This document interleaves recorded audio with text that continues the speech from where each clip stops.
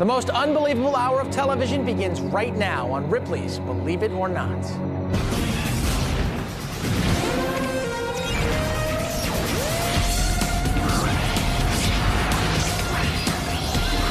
Tonight on Ripley's, a night of Ripley World Records. The Ripley's road trip reaches ground zero to unleash the unbelievable event you've been waiting for. 6 million rubber bands woven into a 2,600-pound sphere. What will happen when the world's biggest rubber band ball streaks to Earth from over 6,000 feet high? Here it comes! Years in the making, never orchestrated anywhere. Join Kelly Packard at the point of impact to witness the fall of the giant ball. Let's go! Woo! This man's proving his bravery as the world's highest stilt walker, cheating death without a net. And now he's attempting to go even higher. Watch as this altitude addict risks plunging 60 feet to his death so he can proclaim himself best in the world. Jeff Adams is on a mission to help physically challenged children. And to do it, he'll try climbing the world's tallest freestanding structure, nearly 2,000 steps, in his wheelchair. Kids are coming up to me saying, "Thank you for doing this." Plus, can a team of over 300 jumpers pull off the world's largest skydive? Find out if the world's first two-story tricycle is tough enough to transport over 20 people. And you won't believe what's got these folks rollerblading in the buff. Only on Ripley's Believe It or Not.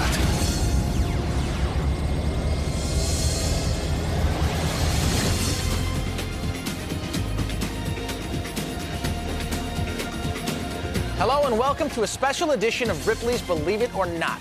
Tonight you will witness a world-exclusive event, something so big and so unbelievable it will likely never be attempted again. This is the world's largest rubber band ball. Imagine what would happen if it were dropped from an airplane more than a mile high. Well, that's exactly what we're going to do. Will it bounce? Will it crater into the earth? Or will it hit the ground so hard that it breaks apart, sending millions of rubber bands firing in all directions? Well, we will find out tonight when the ball is pushed from an airplane over the Mojave Desert in Arizona. That's where Kelly Packard is right now. Thanks, Dean. Look around me. Nothing but beautiful, clear skies and a lot of wide open space. I'm standing in the heart of the Mojave Desert at the Kingman Airport in Kingman, Arizona, about 150 miles southeast of Las Vegas. It is the perfect setting for a world-exclusive, unbelievable event you will only see on Ripley's. Tonight, we're going to drop the world's largest rubber band ball from an airplane more than a mile high, 6,000 feet in the air. Where will it hit and what will happen to this massive ball of rubber bands, more than 6 million of them, once it slams into the earth? These are all questions we will try to answer before the ball is pushed from that Skyvan aircraft right over there. But the truth is, this has never been done before, and no one, not even the physics experts we've consulted, can tell us exactly what will happen.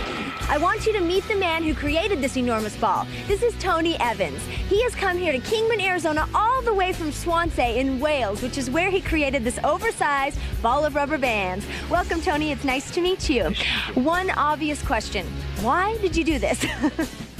We just started building the rubber bands, and then we had a purpose of doing it for special needs children, and we just took it from there. Well, that's great. Well, now we know why he did it. Let's take a look at how he did it. 6 years ago, a now retired Tony Evans was working as a taxi dispatcher where he was often bored on the job. So he began making a rubber band ball. But back then, he could never have imagined where his creation would eventually take him. At first, the ball was just a hobby, but as it grew larger, it became an obsession for Tony, taking over his life and the home he shares with his wife and family. When he first started making the rubber ball, I thought he was a bit mad. Soon, Tony was getting so much attention from his rubber band ball that he thought he might be able to use it for a good cause. Started getting so big that I decided to try and do it for charity. Tony began taking the ball to special events, raising charity money for special needs children. This inspired him to go for a new goal, attempting to set a new world record for the biggest rubber band ball. But where would he get his supplies? I got in touch with a national paper, and they run an article, and I got supplies from all over the country. With an almost unending supply of materials arriving daily, Tony was soon spending even more time on the ball. But his wife Liz didn't share his enthusiasm. The rubber bands are everywhere. They get on my nerves. The smell from the rubber bands.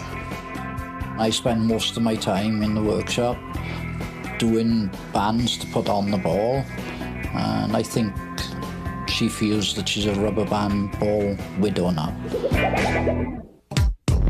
Despite his wife's protest, Tony's passion for making the ball was unstoppable, and before long he was closing in on a world record. At a ceremonial weigh-in at the Millennium Stadium in Wales, Tony was officially recognized as the creator of the world's biggest ever ball of rubber bands, an unbelievable 2,600 pounds, 100 pounds more than the old record. The dimensions of the ball now are 51.5 inches in diameter, 14 foot 8 in circumference, and there's approximately 6 million rubber bands. And moving a ball of this magnitude around isn't easy. But when Tony sees children's reactions to his giant creation, it's worth it. There's lots of reactions we get, mostly from the kids. They just couldn't believe, they were amazed at the size of the ball. Not so much the weight, but the dimensions of it. Tony, that is unbelievable. Now, do you have any reservations at all in doing this? Because I understand you put a lot of hard work into this, 6 years. It's my baby, but I got confidence that it's going to bounce. Oh, so you think it's going to bounce? I really do. I go against all the experts and I say it is going to bounce. Oh, I love it. All right, Dean, this is the ultimate fantasy, and we're going to see it firsthand when we drop this 2,600-pound ball from an airplane 6,000 feet in the air. Dean? Thanks, Kelly. We'll check back with you shortly. Now, sometimes Ripley's has to travel around the world to find a story unbelievable enough for our viewers. But sometimes those unbelievable stories are right next door. Check it out. 300 people from all over the world are coming here to the Arizona desert to try something that's never been done before. A parachute jump so dangerous, it could either land them in the record books or land them in the emergency room. Because believe it or not, these guys are about to jump from 14 different planes, 20,000 feet in the air, to create the biggest skydive formation in the world. The 300 skydivers have converged on the town of Eloy, Arizona for this week-long attempt. In order for the jumpers to have enough time to link up in midair, they must jump from 20,000 feet. Any lower, and they risk crashing into the ground. Because the team is jumping from 7,000 feet higher than a normal skydive, everyone is forced to use bottled oxygen or risk the effects of altitude sickness, which could include blacking out. After 12 failed attempts over the last week, these daredevils are willing to give it one last shot. And they leap from their plane. The 300 jumpers have only 90 seconds to move into position while falling at over 100 miles per hour. After a few tense moments, the final skydivers move into place.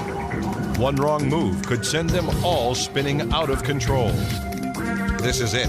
They've hooked up, but how long can they hold the formation? Please don't try this at home.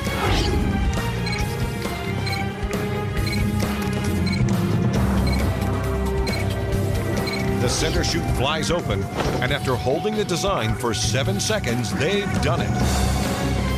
300 jumpers set a new Ripley's world record for the largest skydive formation. Believe it.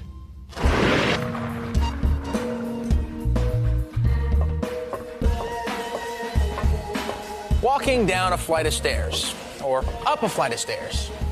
Easy. Try 170 stories. That's difficult.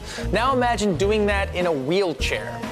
Well, this story will give you a whole new perspective on things. Canada's CN Tower stands over 1,800 feet tall, supporting 1,776 stairs. And believe it or not, this man is going to climb every last step in his wheelchair. One of 4 siblings raised in Ontario, Canada, Jeff Adams always felt at home on the playing field. But when 9-year-old Jeff's legs started to give out on him, doctors speculated that with a history of cancer in the family, Jeff might have a tumor pressing on his spine. It was a tough time, but I had a great, a very, very supportive family. My mom and dad were there all the time. And I can remember me spending 6 weeks on that cancer ward. 3 months pass before Jeff is given the bittersweet news. He does not have cancer, but doctors explain that he has a rare viral disease called transverse myelitis, causing his spinal cord to become seriously inflamed, preventing communication between his brain and his legs. Nearly a year of intense treatment and rehab follows, but doctors cannot reverse the damage that has already been done.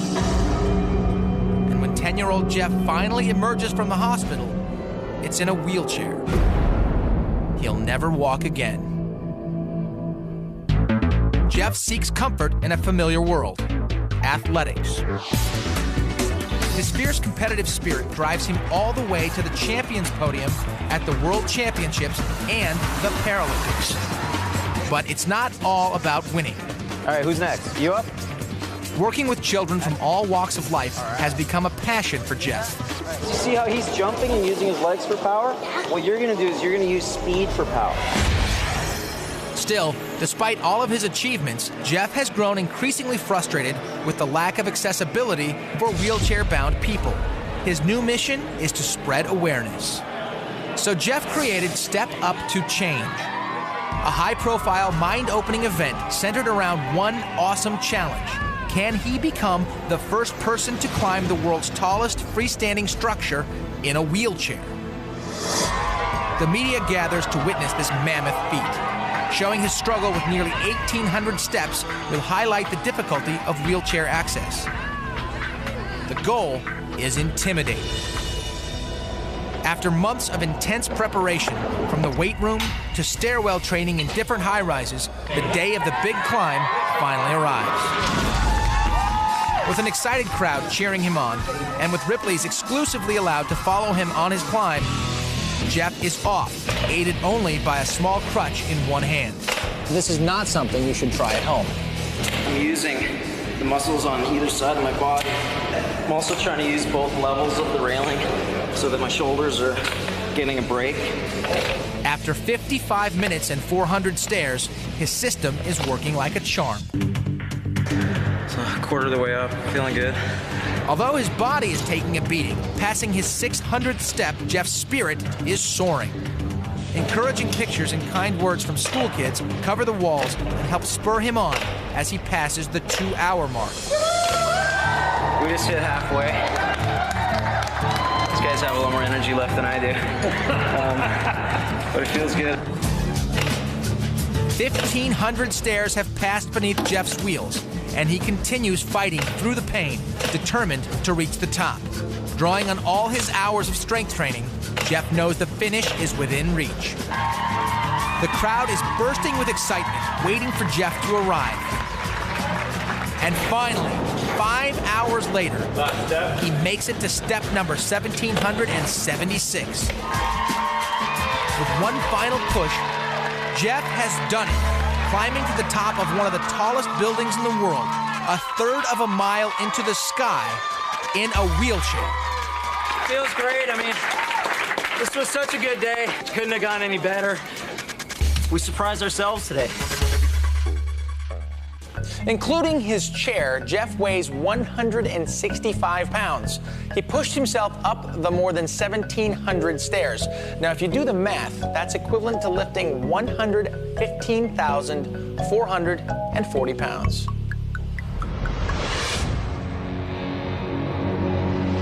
Coming up, these risque rollerbladers are literally streaking by.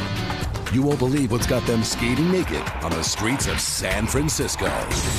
Also, is the world's highest stilt walker about to take a fatal 60-foot fall on Las Vegas's famous Fremont Street? Watch as he gambles his life before hundreds of fans next. And we head back out to Kelly Packard at Ground Zero, where the Ripley's Road Trip is preparing to drop the world's biggest rubber band ball from over a mile in the sky.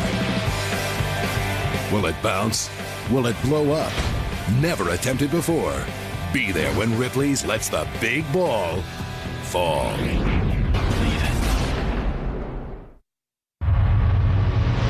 Ripley's travels to the Netherlands in tonight's Ripley's World Tour. A 300-year-old tradition is now the latest competitive sport, making a huge splash in the Netherlands. Believe it or not, in an attempt to cross these ancient Dutch canals, contestants vault themselves almost 60 feet through the air. During the late 1700s, farmers wanting to gather eggs in fields across the wide canals would carry a long pole. Planting it in the middle of the canal and swinging over was the only way to get across. Today, these canal vaulting contestants are taking this age-old tradition to a new level. It starts with an explosive sprint 65 feet down the platform. Then, a leap, followed by a grab at the pole planted in the middle of the canal. Balancing carefully, they must quickly climb up the aluminum pole. Competitors must get past the vertical point before gravity takes over and the pole and player begin to fall. They squeeze as much distance as possible from each effort by pushing away from the pole before landing in the sand. But not everyone makes it across. Winners soar as far as 55 feet per jump. But in the end, the only prize for first is a drink from the winner's cup and knowing you're at the top of your game. Believe it.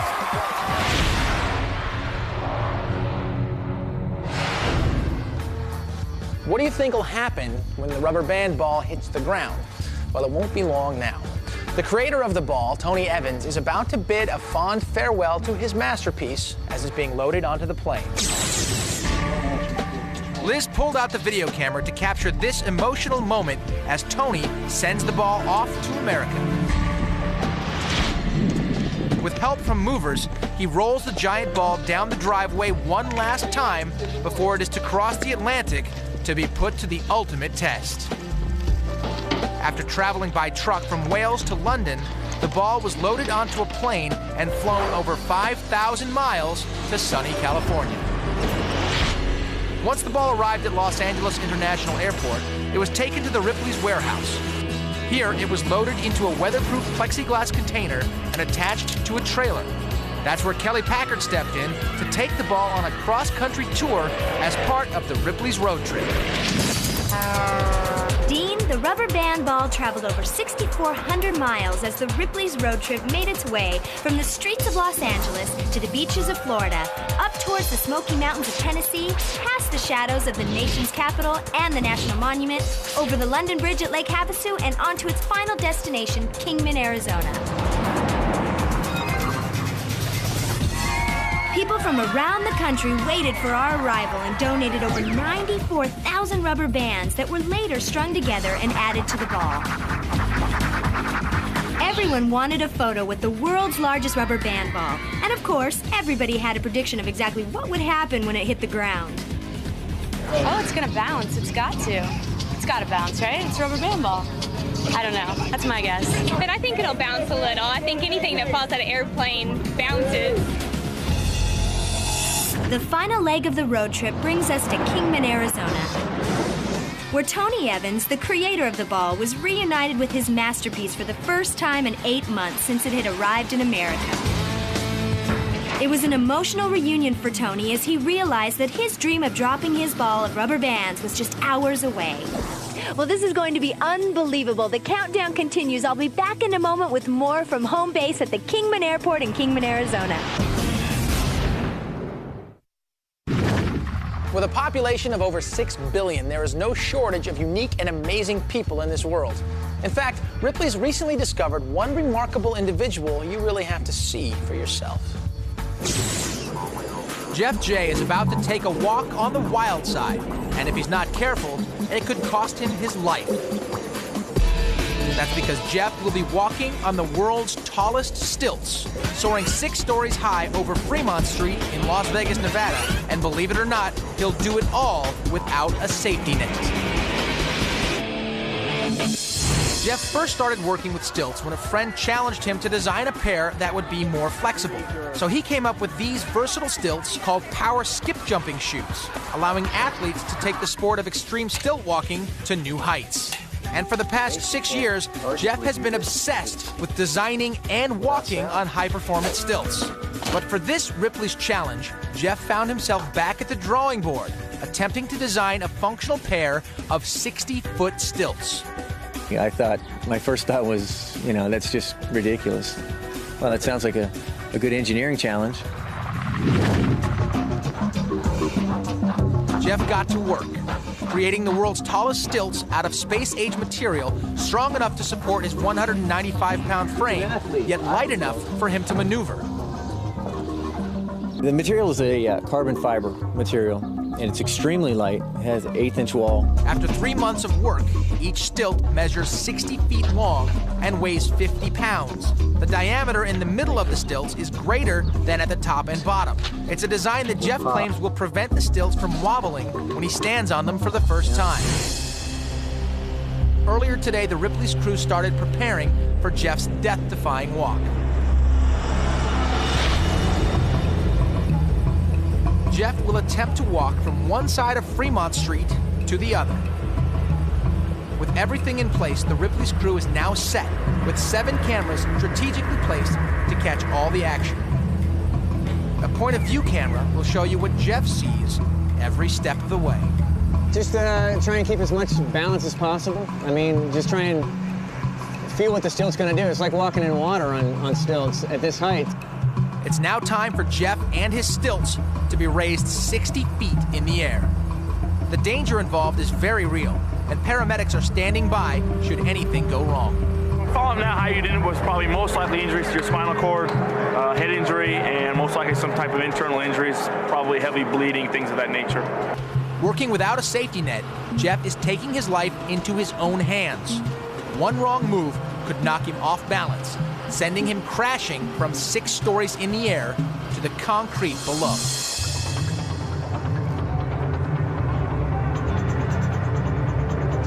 With the stilts now buckled to his legs, Jeff takes his time as he steadies himself, finally standing 6 stories in the air on his stilts.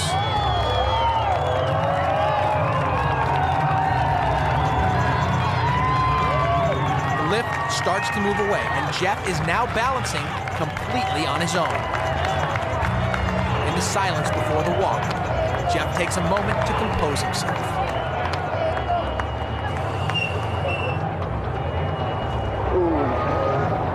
Jeff takes his first step and almost loses his balance.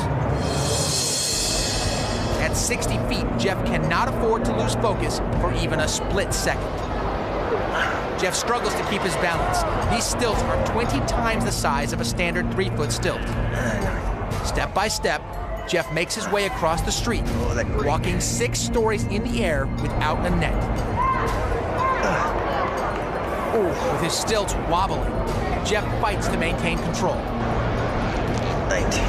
Now he's nearly within reach of the cage after 19 nerve-wracking steps.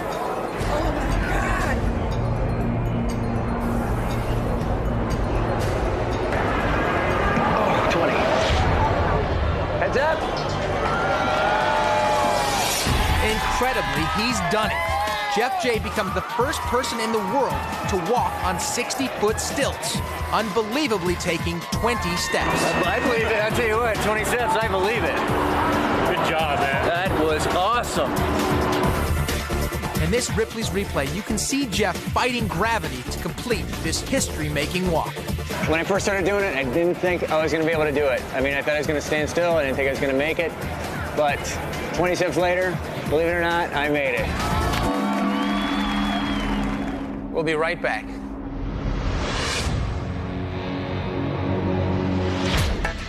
These naked bladers were turning heads on the streets of San Francisco until they skated on thin ice and got popped by the cops. Ripley's reveals what's behind these sexy skaters' secret mission. Also, Ripley's takes the world's first double-decker tricycle for a test ride. And we're about to load up the world's biggest rubber band ball for a mile-high drop from the sky. Never attempted before. Be there when Ripley's lets the big ball fall.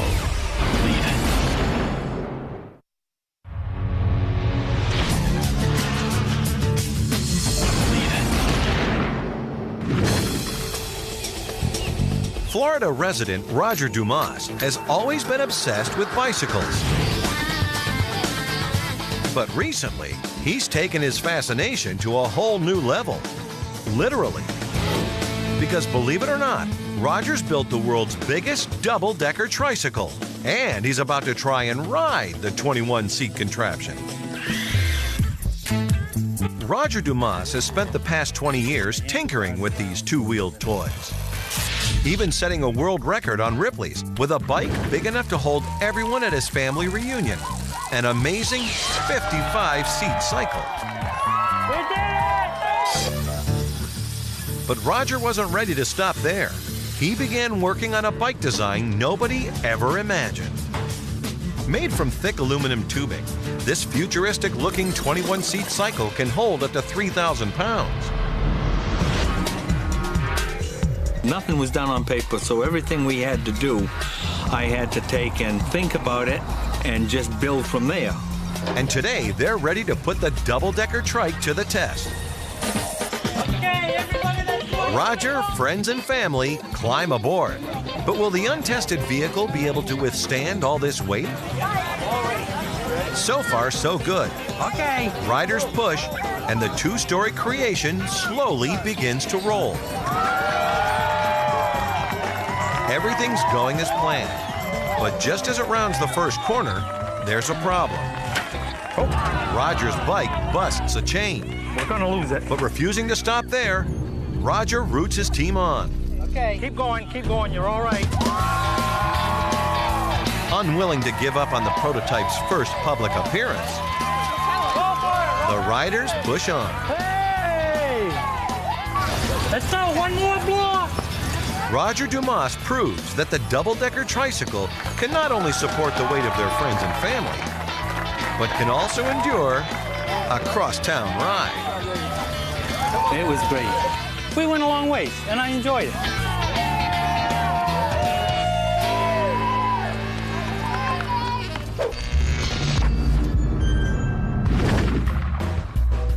There's a group of inline skaters on the streets of San Francisco turning heads because of their unbelievable uniforms, or lack thereof. This photographer is getting ready for a shoot like no other. Because not only are his subjects speeding around on rollerblades, believe it or not, they're also speeding around buck naked. Shutterbug Jack Gushite has made a name for himself by taking great action shots.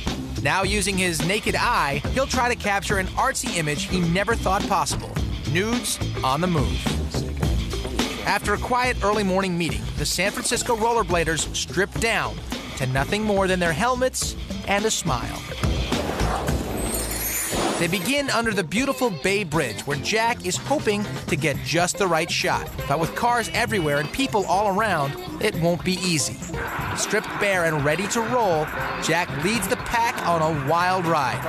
But just when he seems to be getting some good shots, a cop on his own wheels catches the crew blading in the buff. Luckily, after Jack pleads his case, the cop lets the group go without any arrest. Thanks to Officer Friendly. Still searching for the perfect shot, Jack leads the overexposed thrill seekers down more of San Francisco's steep streets, even tackling steps.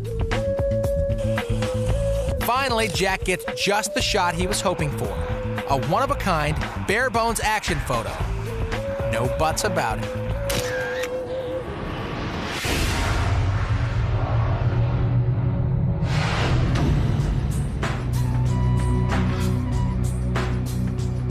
Okay, we're just minutes away from making history here at Ripley's.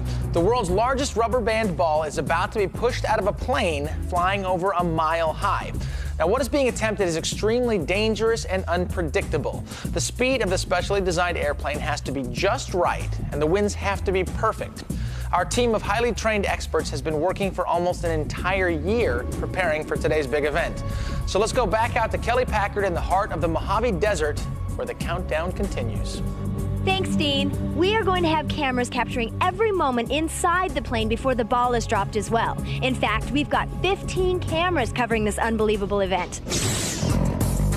Because of bad weather, we've had to continually postpone this world-exclusive event.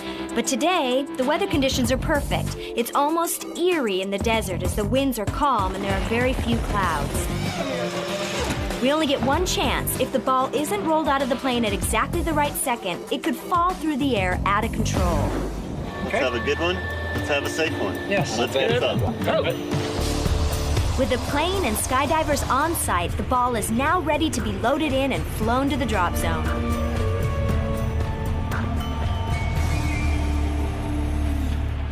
The eyes of the world are here tonight as we prepare to drop the world's largest rubber band ball from an airplane 6,000 feet in the air. It's a Ripley's World exclusive straight ahead. The Ripley's crew gets a life and death shakeup when their chopper snags a power line. The helicopter went end over end. I just knew there was no way that our guys are going to make it out of there alive. And don't miss television history when Ripley's lets the big ball fall. Next.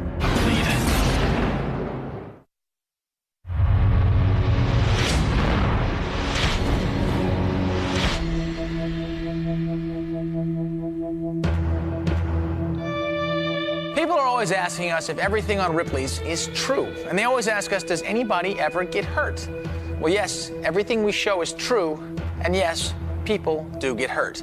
For example, while covering tonight's rubber band ball drop, Ripley's hired a helicopter camera crew to document this historic event from the air. But unfortunately, something went terribly wrong when the chopper spiraled out of control after hitting some power lines on the way to the drop zone. What follows is a truly unbelievable story. The countdown to dropping the world's largest rubber band ball was underway. With less than an hour on the clock, it was time for the Ripley's road crew to make its way 30 miles west of the Kingman Airport to a 3,000-acre ranch that had been designated as our drop zone. Little did anyone know that disaster was about to strike. We had to get our camera crews and the Ripley's bus over to the drop zone, so we decided to have the helicopter shoot aerial shots of the bus as it went to the drop zone. The chopper takes off without any problems from the Kingman Airport. An A-Star airship equipped with a state-of-the-art gyron cam, which is mounted under the nose of the chopper. Its primary job, to track the rubber band ball through every inch of its fall. This is the actual footage the helicopter was shooting just moments before the crash. The power lines that would soon bring down the chopper are visible over the bus. The crash just moments away. The next thing I knew, the helicopter was heading straight towards a set of power lines, and all I could do was look out the car window and yell, "It's going to crash." And there was a violent crash. The helicopter went end over end, and I just knew there was no way that our guys were going to make it out of there alive. The chopper went down! The chopper went down! The chopper had caught its blades on the wires, which may have helped cushion the impact. Unbelievably, despite a tangled wreckage of twisted steel and shattered glass, everyone is alive. Are you guys okay? Yeah. And even more unbelievable, everyone is up and walking. The pilot is simply stunned. Are you all right? The first thing I saw when I got up there was our two crew members outside, and out of the corner of my eye I saw the pilot climbing out of the wreckage. They all looked pretty shaken up, but they were alive. Fortunately, we had paramedics traveling with our caravan. They were the first on the scene and started treating the crew just minutes after the crash. It was total chaos. We really didn't know what to do because everyone was in shock, including Tony and his wife Liz, who we'd flown in from England to watch the rubber band ball drop. There's no loss of life, right? No. No. There's no loss of life. Everybody's stable. Tony, Everybody's everyone's okay. good. That's all that matters. That's just a piece of metal. That's nothing. Once treated on the scene, all three were taken by ambulance to the hospital in Kingman, where they underwent more tests. The chute was immediately called off. We had 3 members of our crew in the hospital, and out of respect for them, we decided that the chute couldn't go on. But then we got a phone call from the hospital. It was Joe, our aerial photographer. He told us that he, along with the other 2 members of our crew, were being checked out of the hospital with only minor cuts and bruises. They wanted the chute to go on, and they wanted to be part of the drop. The world's largest rubber band ball is about to be loaded onto a Skyvan, an airplane specially designed for these kind of drops. A lot of what will happen tonight depends on extreme accuracy. So we filled a drum with water and dropped it over the exact spot that the rubber band ball will be dropped. Take a look at what happened. Dean, strapped securely into the plane's cargo bay, the container is pumped to its capacity with over 500 pounds of water. A test run with this water barrel should allow the Ripley's crew and stunt coordinator, Wayne Snyder, to calculate the ideal drop zone for the rubber band ball. The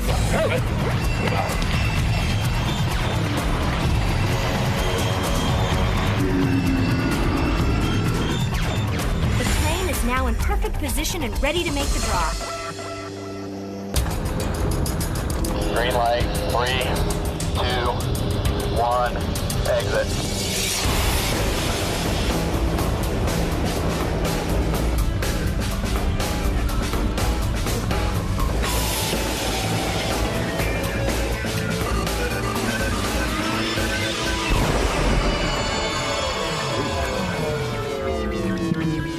Cool. Came up a little short. I think it lost a lot of water, probably lost some momentum from that. We're going to head on out and check it out. In this replay, you can see the container smash into the earth with a crushing force, despite losing a lot of its water on the descent.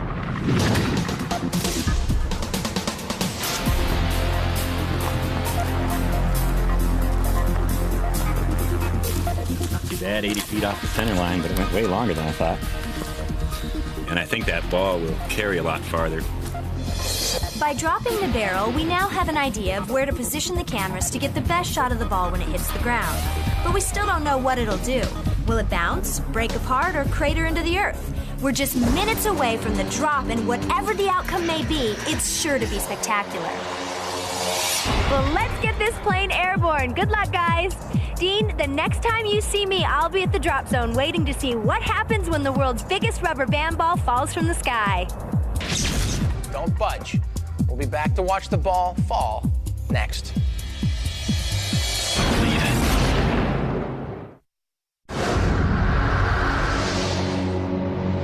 Amazing stories and unbelievable people. Ripley's Believe It or Not. We've reached the moment of truth. The 2,600-pound rubber band ball is in the air. Kelly Packard has repositioned herself at the drop zone, but a safe distance away from where the ball will actually fall. Or so we think. Kelly? Crews loaded the ball onto the plane just moments ago. They should be getting close to the drop zone. Let's talk to Brian, our ground control, and find out. Can you talk to the plane? I can. All right, let's see what we got. Hey, Sean, where are you? 2.8 miles inbound. Okay, on course? On course. He's about 3 miles out. That puts him probably less than 60 seconds on the drop zone. Okay. And we're ready to go anytime. Excellent. All right. Well, as you can see, the 500-pound, 65-gallon drum burst when it hit the ground. So what will happen when we drop the 2,600-pound rubber band ball? After seeing the test, I think it's going to explode. But no one knows exactly what will happen to this enormous ball when it crashes into the earth. It's almost time to find out.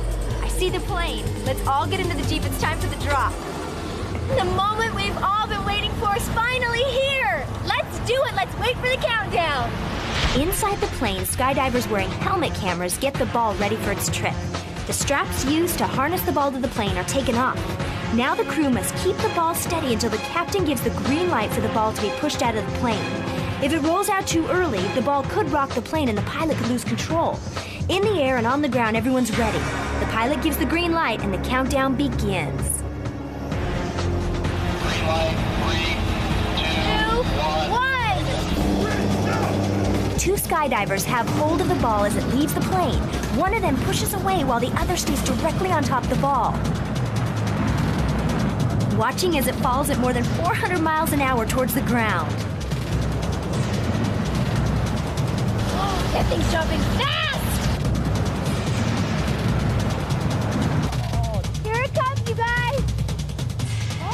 Oh my God! Pretty good shooting, and Right there, guys! Coming down fast! Here it goes! Oh! Let's go see it! Let's go! Woo! It's splattered. I didn't see it.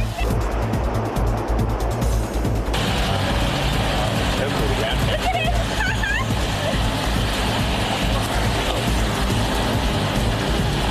Yahoo! Hey! It's seven!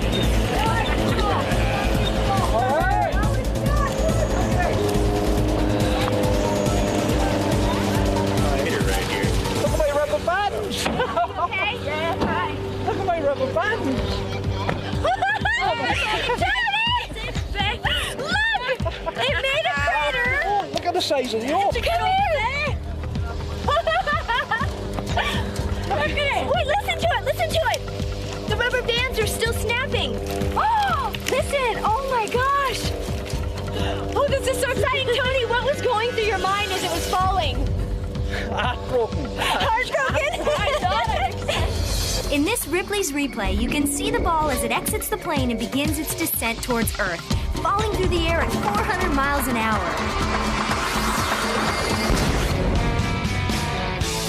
There's rubber bands all over.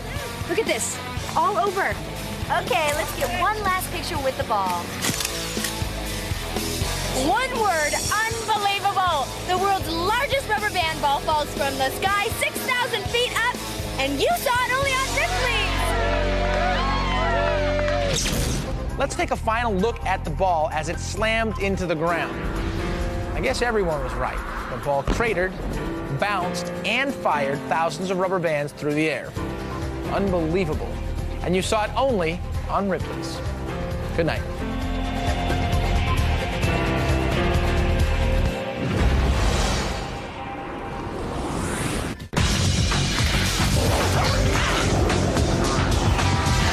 Having trouble finding the hole. That was the scariest thing I've ever done.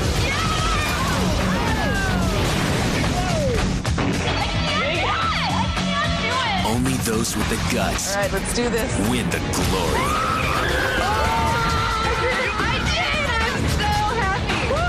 Fear Factor. Back-to-back episodes. Tonight starting at 7. Only on Schiller. Scary Good.